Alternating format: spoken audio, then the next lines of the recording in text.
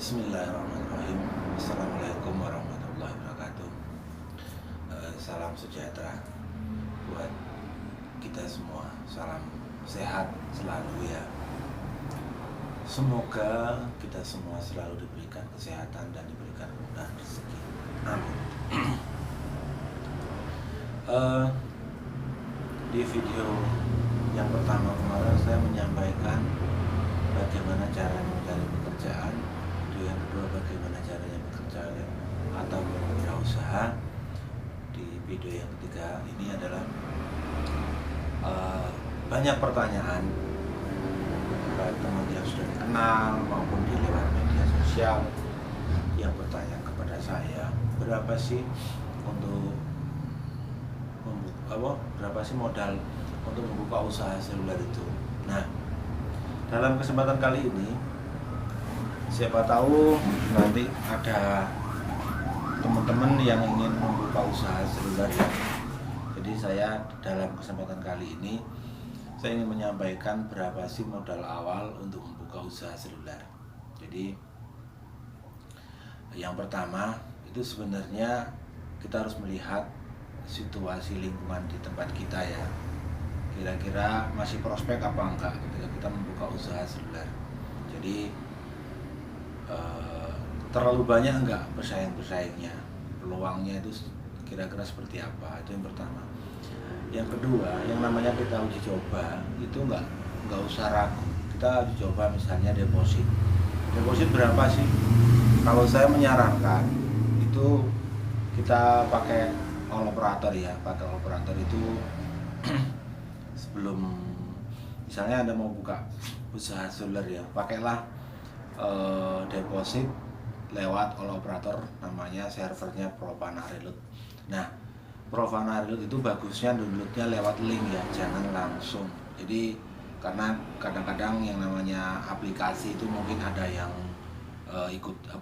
ikut-ikutan buat yang tujuannya memanipulasi gitu. Nah, bagusnya download aplikasi tersebut pakai link supaya lebih aman.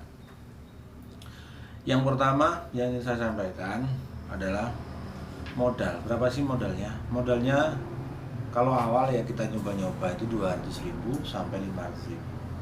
Itu untuk modal jualan lah, kita nawarin ke teman-teman, saya sekarang jualan pulsa. Nah, setelah berjalan nanti barulah kita berpikir, kira-kira kita bisa nggak jualan lewat aplikasi? Bisa nggak kita jualan lewat aplikasi tersebut? Kalau bisa, ya sudah, kita memulailah membuat sebuah branding. Yang pertama itu mencari tempat.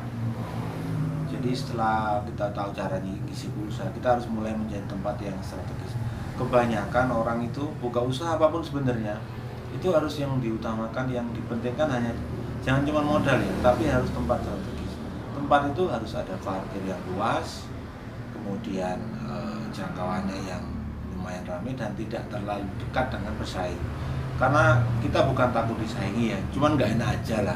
Jadi kalau saya, prinsip saya, kalau ada outlet lain yang lebih besar dari tempat saya, itu selalu saya jadikan motivasi ya, selalu saya jadikan inspirasi, motivasi.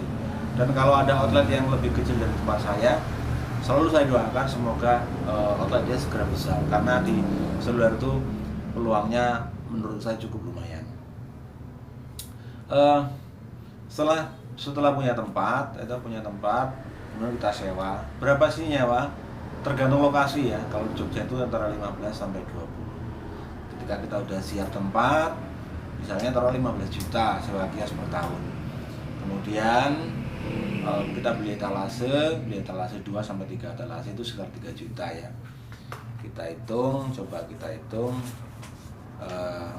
sewa kios 15 juta, kemudian etalase 2 sampai 3 itu kurang lebih 3 juta. Kemudian kalau udah pertama itu nggak usah banyak-banyak dulu, kita isi sekitar 5 juta. 5 juta itu untuk voucher, perdana dan aksesoris. Jadi ini sudah mencapai angka 23 juta. Nah, 23 juta ini tahap awal itu untuk membuka buka usaha seluler itu supaya hasilnya lebih maksimal itu sekitar 23 juta. Nah, ketika nanti berkembang, mulailah kita melihat ya, apa sih ketika kita mulai berjualan itu apa sih yang dibutuhkan. Nah, biasanya ketika outlet itu udah dibuka, barulah nanti ada sales dari semua provider dia datang menawarkan ini dan itu, menawarkan chip. Kemudian dari aksesoris juga seperti itu. Nah, disitulah kita mulai berkenalan, kemudian kita mulai kenal satu persatu, kita mulai bertanya satu persatu, nomor handphonenya kita minta, dan kita mulai bertanya apa yang menjadi yang sekiranya kita nggak tahu, tanyakan sama sales. Misalnya dari Telkomsel ya kita tanya sama Telkomsel, SL ya tanya sama SL. Masalahnya misalnya ada masalah SL, tertanya SL tentang kuota, tentang apa, nah, kita tanyakan kepada sales masing-masing. Begitu juga aksesoris. Nanti ketika kita udah buka outlet, itu banyak aksesoris yang datang, sales aksesoris maksud saya. Nah, ketika sales datang, kita mulailah nanti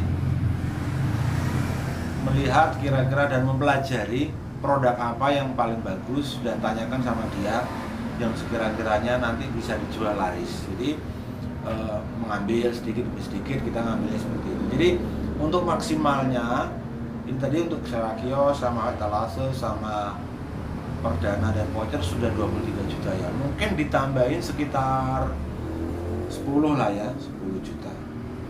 Itu sekitar kurang lebih 10 berarti 33 juta.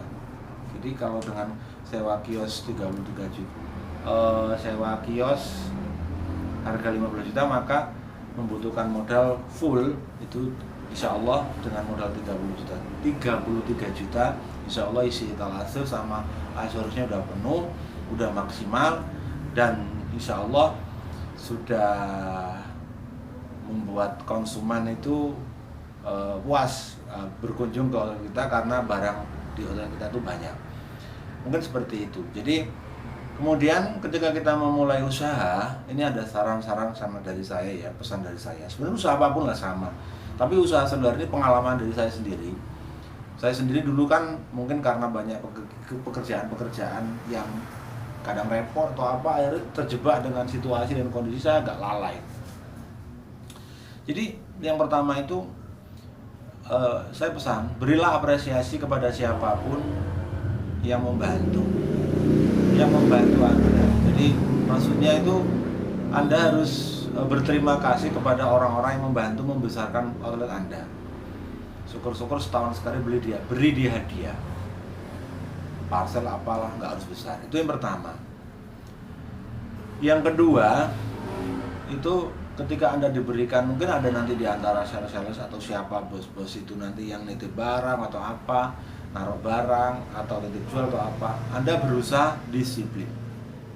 Jadi disiplin, jangan sampai Anda menggunakan uangnya orang-orang itu disalahgunakan. Jadi digunakan sebaik-baiknya supaya terus terjalin silaturahim, terus terjalin bisnis dengan baik. Jadi saling menguntungkan, karena dia mungkin niatnya titip lah supaya cepat laku, kurang lebih seperti itu.